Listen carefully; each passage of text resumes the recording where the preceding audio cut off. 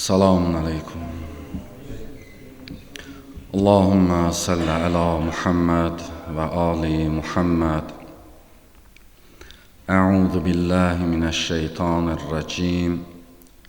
Bismillahirrahmanirrahim.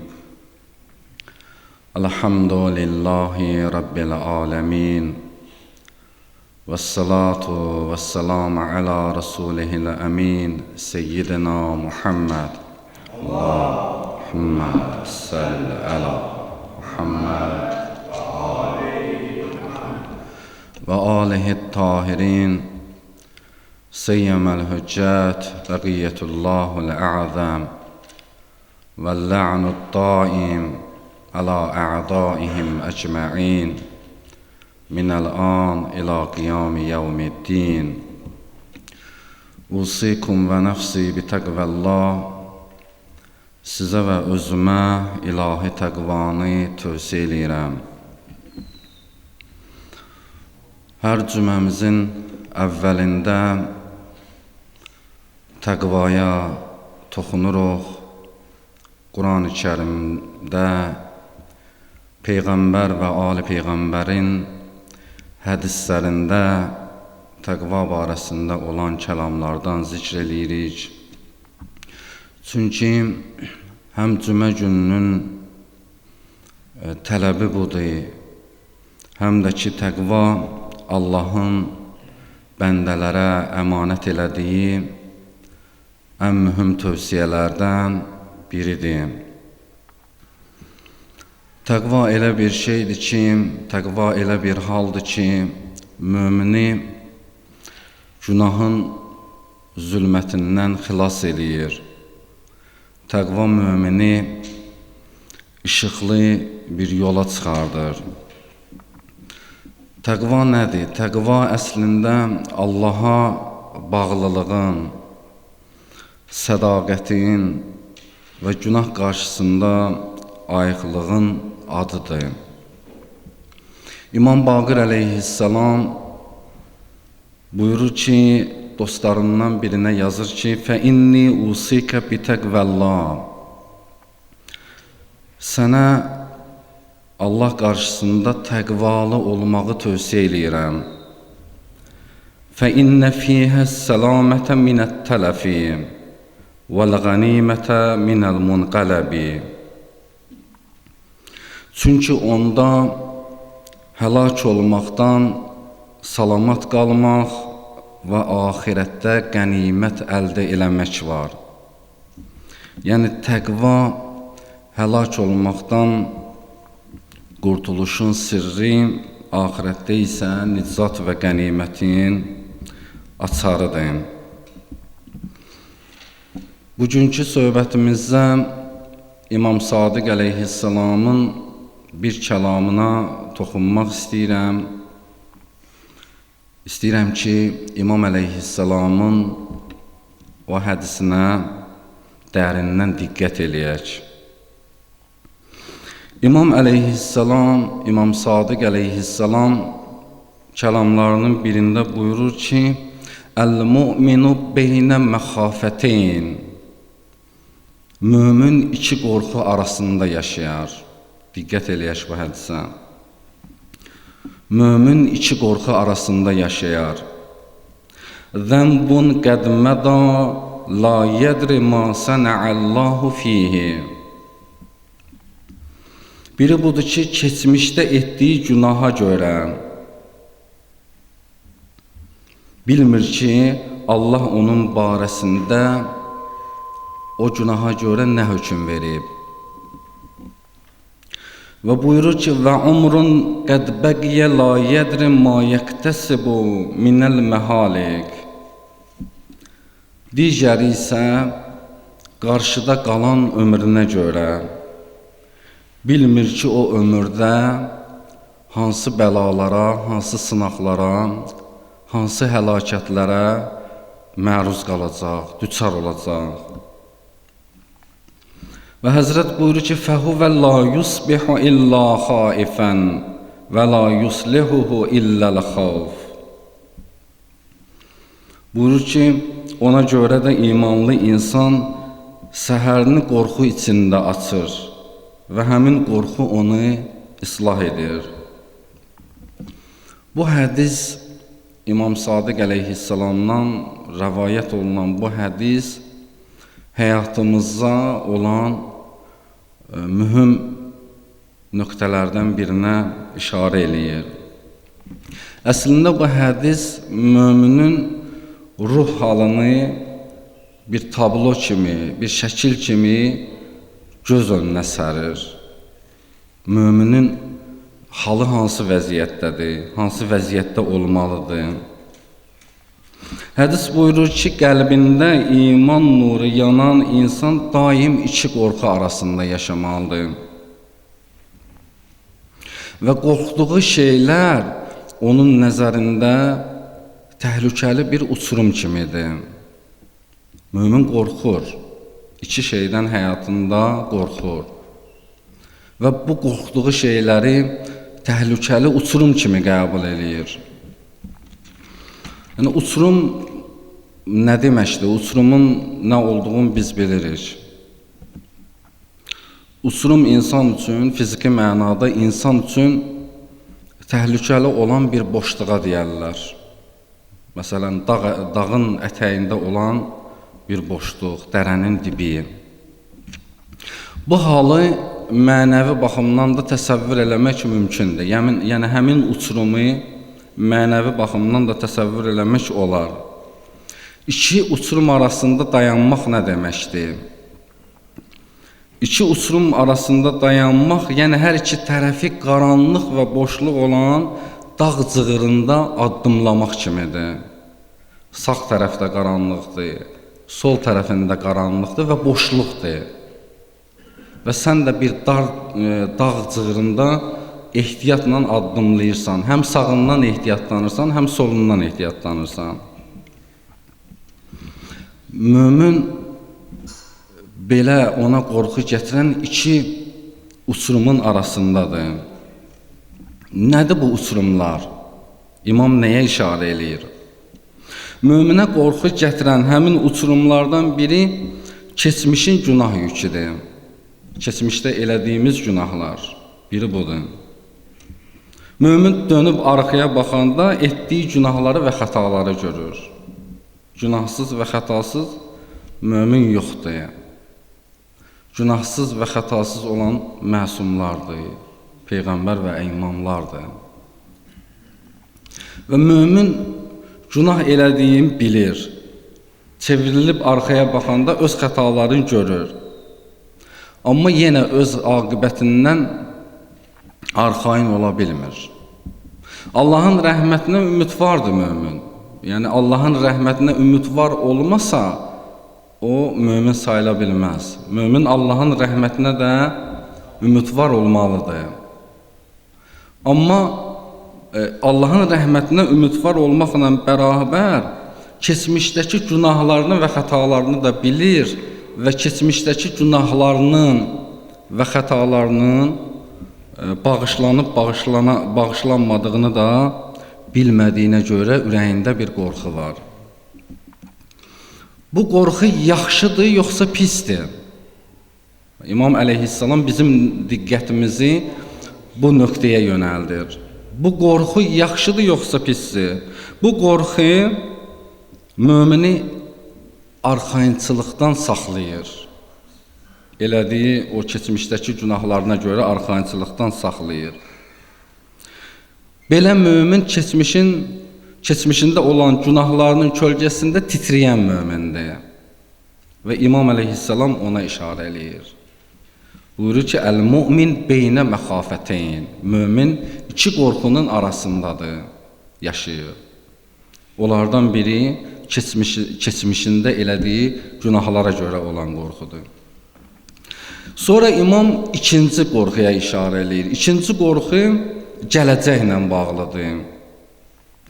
Və umrun qəd bəqiyə la yədri ma yəqtəsibu fihi minəl məhalik. Və qalan ömründən narahatdır. Bilmir ki, qarşıda onu hansı imtihanlar, hansı həlakətlər, hansı bəlalar gözləyir, nələr əldə olunacaq. Yəni möminin digər qorxusu gələcəyinin naməlumluğudur. İnsan qarşıdakı günlərdə nə yaşanacağını bilmir. Ölüm ani gələ də bilər. Həyatın yeni bir sınağı ilə qarşılaşa da bilər. Digər tərəfdən nəfs insanı daim günaha, qürura sövq eləyir. Və digər tərəfdən mömin öz nəfsi ilə də mübarizə apardığına görə, mücadilə elədiyinə görə özünə də arxayın ola bilmir. Yəni gələcəyindən arxayın deyil, əminamanlıqda deyil. Keçmişdə elədiyim günah və xətalar gələcəkdə də təkrarlanacaq, təkrarlanmayacaq. Ömür davam elədiyinə görə arxayın ola bilmir, nigarandır, gələcəyindən nigarandır. Həmin o nigarançılıq möminə qorxu gətirir. Və bu möminin təbii hallarından olmalıdır. Yəni mömin bu halətdə olmalıdır. İmam Sadiq əleyhissalam bu halda olmağı möminin nişanələrindən sayır, əlamətlərindən sayır. Əl-mümin beynə məxafətin. Mömin iki qorxunun arasındadır.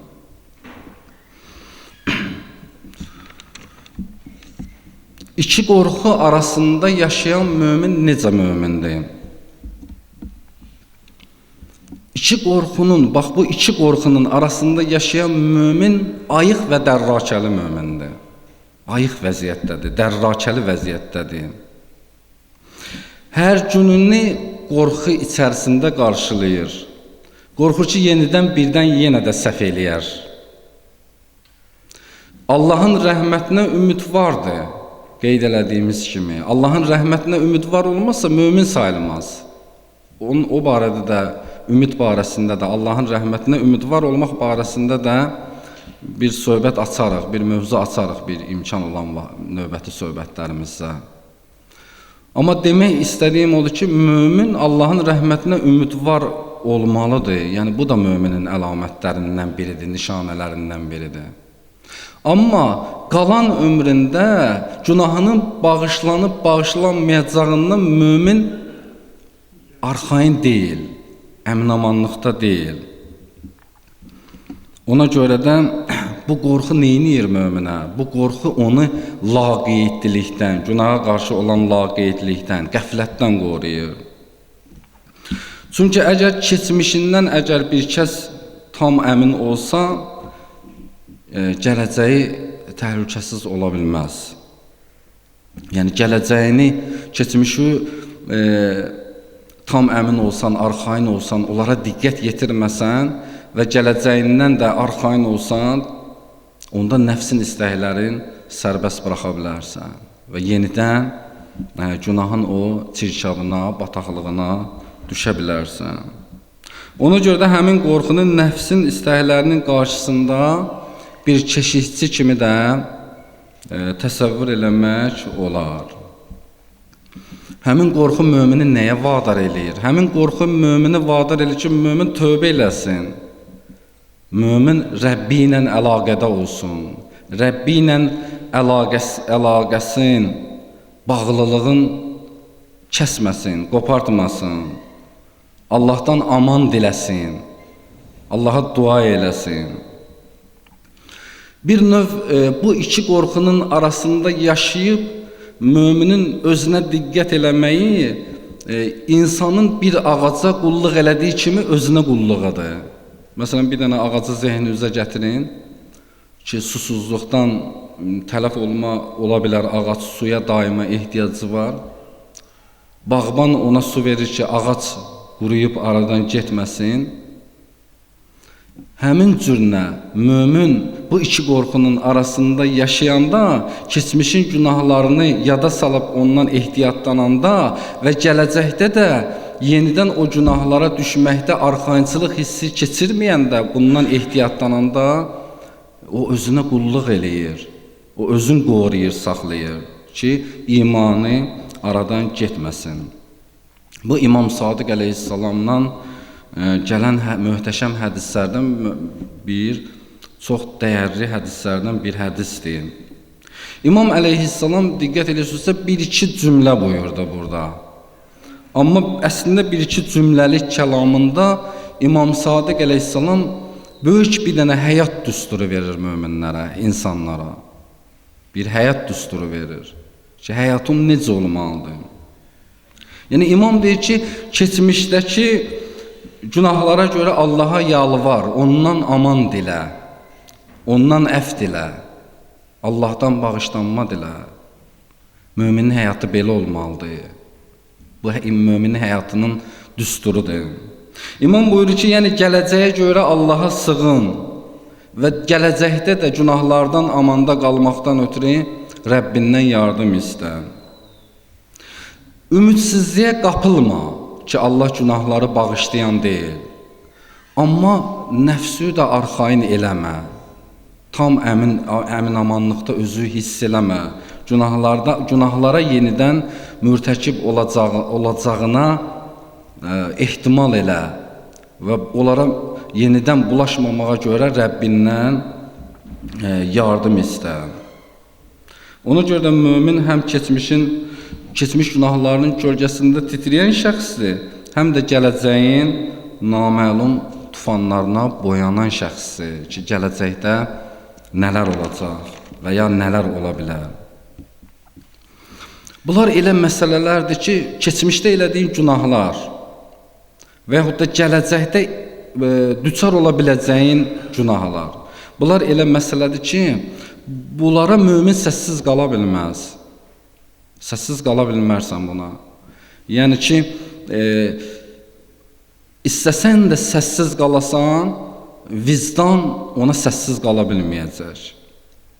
Ki, o vicdan peşmançılıq hissi keçirdir.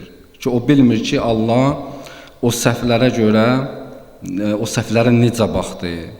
Görəsən, məğfirət qapıları üzünə açılıb, açılmayıb, yoxsa hələ mömin hələ də ilahi ədalətin hökmü altındadır. İlahi ədalət odur ki, yəni olanlara görə hökm verəcək. Olanlara görə hökm verəcəksə əzab var. Yoxsa Allah bağışlayır. Yəni ki, və yaxud da gələcək mömin üçün müəmmadır. Hər addımımız gələcək üçün bir sirdir. Gözlənilməz bir anda görəsən ayağım büdrəyəcəkmi, yox o uçuruma yuvarlanacam, yoxsa yuvarlanmayacam. Mömin ona görə narahatdır və bu qorxu onun ayıq olmaqlığını və dərrakəli şəkildə diqqətini toplamağa kömək eləyir və mömin daim dua eləyir ki, İlahi mənim keçmiş günahlarımı bağışla, gələcəyimin çətin yollarında məni öz başına qoyma, mənə yardım elə.